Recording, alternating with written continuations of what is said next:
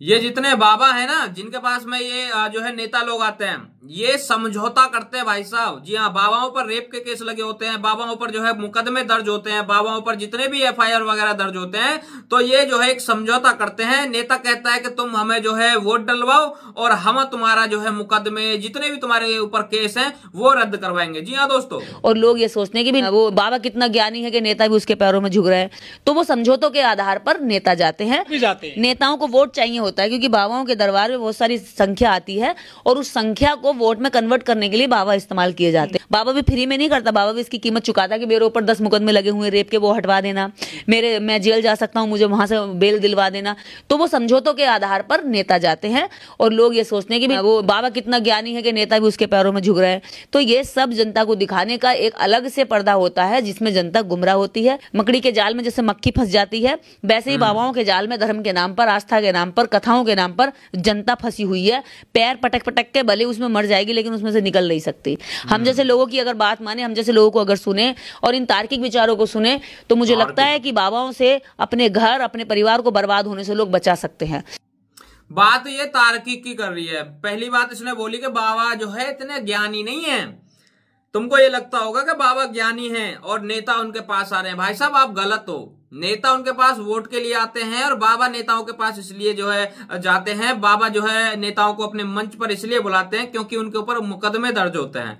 उनके ऊपर मुकदमे दर्ज होते हैं तो भाई नेता मुकदमे हटवाएगा, बाबा वोट डलवाएगा। तो इसलिए ये सब चल रहा है।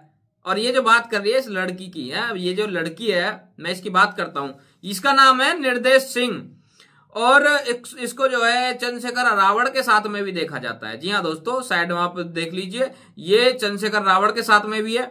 और ये जो लड़की है, अब मैं इसको जवाब देना चाहता हूं बड़े अच्छे तरीके से, बड़े शांत स्वभाव से, बड़े शांत तरीके से।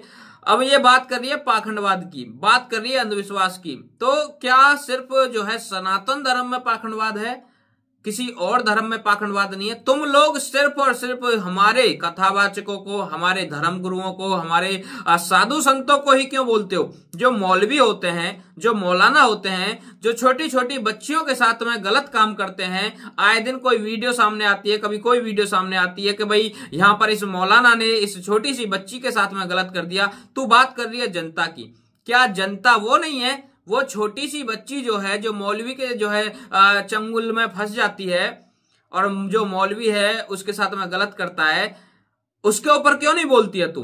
अब जब ये चंद्रशेखर रावण उनके साथ में उठना बैठना करता है, भाईचारा निभाता है, जब क्यों नहीं बोलती है तू? आखिरकार तुमको जो पाखंडवाद है, जो पाखंड है, ढोंग है, सब तुम्हें सनातन धर्म में ही दिखता है क्या? मैं तेरे से पूछना चाहता हूं। चंद्रशेखर रावण जो है इनके साथ में भाईचारा निभा रहा है। वक्फ बोर्ड आया था, वक्फ बोर्ड का जो अमेंडमेंट बिल था आया था, उसका जो विरोध कर रहा था कौन? तेरा वो जो भी है गुरु कह लो या लीडर कह लो, चंद्रशेखर आजाद, रावण जो भी है, मुझे तो इसका नाम ही आज तक क्लियर नहीं हुआ। तो वो उसका विरोध कर रहा था उस बिल का। क्यों कर रहा था भाई? तुम तो संविधान को मानने वाले लोग हो। हाँ, या तो संविधान को मान लो या फिर उस वक्फ बोर्ड का जो बिल आया था उसका विरोध कर लो। मुझे एक बात बता, ये जो भाईचारा निभाया जा रहा है, फिर तो भाई तुम उसमें भी कमियां निकालो। तुम्हारा भाईचारा है वो, तुम अपना जो है उसको भाई मानते हो, उनको टोपी वालों को, तो तुम्हारा घर भी वो हुआ। अब तुम अपने घर की गंदगी साफ कर लो पहले। जो हलाला जैसी प्रथा है उनको जो है तुम पहले रोकवा लो, पहले उसके ऊपर जो है तुम थोड़ी सी बात कर लो।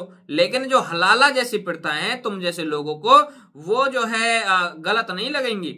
वो तुम्हें नहीं लगेंगी कि भाई लड़कियों का शोषण हो रहा है, नहीं लगेंगी भाई। क्यों नहीं लगती? यही तो सवाल है, जवाब देना इस बात का। जब जो है ये हलाला होता है, उन बहनों के साथ में क्या बीतती होगी जो तेरी जैसी हैं। हाँ हाँ, जैसे तू लड़की है ऐसी वो लड़की है बेचारी, तो भाई उनके ऊपर क्या बीतता होगा? कभी उनकी दिल की आवाज सुनी है तूने? हम तो सुनते रहते हैं क्योंकि हमारे पास कोई ना कोई ऐसी वीडियो आती रहती है जिसमें कोई ना कोई बहन परेशान होकर के इन चीजों से सनातन धर्म अपनाती है और बड़े ही शौक से अपनाती है, बड़े ही कॉन्फिडेंस से, अपने मन से अपनाती है। तो हम तो देखते रहते हैं। जब ये जो और भी सारी बहुत सारी चीज होती है, पाखंडवाद होते हैं उसमें इस्लाम में, उसके ऊपर क्यों नहीं बोलती है तुम? जब देखो सिर्फ हिंदू धर्म, जब देखो सिर्फ सनातन धर्म, जब देखो बाबा, जब देखो कि भाई सन्यासी, यही चीज रह गई है क्या? हमें सब समझ आता है। और तू जो बात कर रही है ना भाई जो है कोई ज्ञानी नहीं है फलाना, तू कितनी बड़ी ज्ञानी है? तेरा ज्ञान हमको दिख रहा है, पीछे जो तूने पोस्टर लगा रखा है वो किताबों वाला, हमें दिख रहा है उस पोस्टर से तू कितना ज्ञान ले चुकी है आज तक। तो कोई भी संत हो, कोई भी कथावाचक हो, कोई भी हमारा धर्मगुरु हो, उसके बारे में बोलने से पहले 1000 बार सोच लिया कर।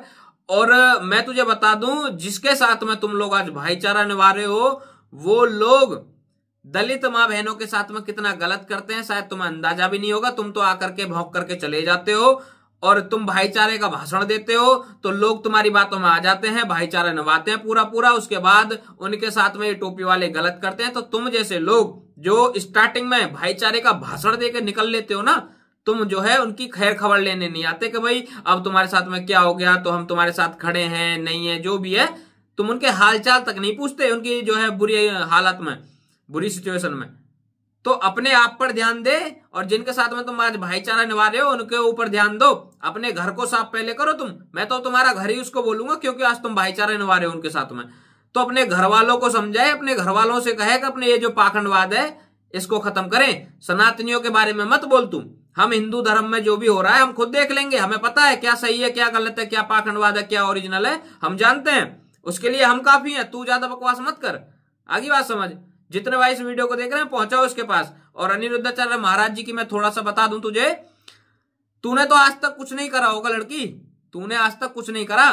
तू बात करती है बाबा साहब के मिशन की, तू बात करती है पढ़ो लिखो आगे बढ़ो की, तू बात करती है कि भाई शिक्षा रूपी शेरनी का दूध पियो। तूने कितने लोगों को आज तक जो है काफी पेंसिल पकड़ाई है, कितने लोगों की तूने, कितने बच्चों की तूने आज तक स्कूल की फीस भरी है, कितने बच्चों को तूने आज तक बैग दिलवाया है, मुझे बता। लेकिन हमारे अनिरुद्धाचार्य महाराज जी हाँ इस काम को करते हैं। अभी एक वीडियो सामने आया था जिसमें कि अनिरुद्धाचार्य महाराज जी एक लड़की को पढ़ाने लिखाने तक की पूरी जिम्मेदारी ले रहे थे, और उनके आश्रम में भी 150 प्लस बच्चे रहते हैं जिनकी पढ़ाई लिखाई खाना पीना रहना जो भी है सब कुछ अनिरुद्धाचार्य महाराज जी संभालते हैं। और बात बच्चों से हटकर करूं तो वृद्ध माँ भी रहती हैं, 285 प्लस वृद्ध माँ, बूढ़ी माँ, तो उनकी भी सेवा करते हैं। और तेरी जैसी लड़कियां लड़के ना जाने जो कौन कौन आते हैं और सब आकर के फ्री में वहां पर भरपेट खाना भी खाते हैं। यह अनिरुद्धाचार्य महाराज जी कर रहे हैं, कभी भी जो है लोगों को गलत बात नहीं बताते। तो तू उनकी होड़ नहीं कर सकती, तू उनकी बराबरी नहीं कर सकती। तो जितना है जो तू कर रही है ना उस पर ध्यान दे, और जो तू कर रही है वो गलत कर रही है। पहली बात तो यह है, अगर तू बाबा साहब का सपना ही पूरा करना चाहती है तो मैं तुझे मान जाऊंगा कि जब तू बच्चों को स्कूल में उनका जो है एडमिशन करवाएगी, स्कूल तक बच्चों को लेकर के जाएगी, उनको किताब कॉपी पेंसिल जो है सब कुछ दिलवाएगी, उनकी फीस भरेगी, जब तो हम मानेंगे कि हाँ तू सच में बाबा साहब के जो सपने हैं उनको पूरा कर रही है। और तू किसी को भी मत कर, तू दलित समाज के बच्चों के साथ में ही ऐसा कर, दलित समाज के बच्चों को ही आगे बढ़ा, कम से कम कुछ तो कर। दलित समाज के बच्चों की ही फीस भर दे कम से कम, कुछ भी नहीं कर सकती तो।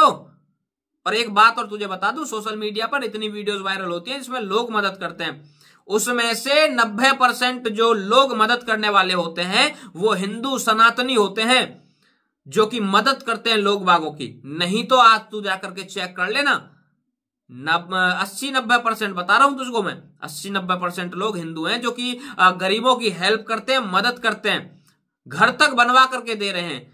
तो कौन कर रहा है? हिंदू कर रहे हैं। लेकिन तुम जैसे लोग ना तो बाबा साहब का सपना पूरा कर रहे हो, ना तुम जो है लोगों को कुछ अच्छा सिखा रहे हो। जितने भाई इस वीडियो को देख रहे हैं पहुंचाना इसके पास। सही भाई को जय श्री राम, हर हर महादेव।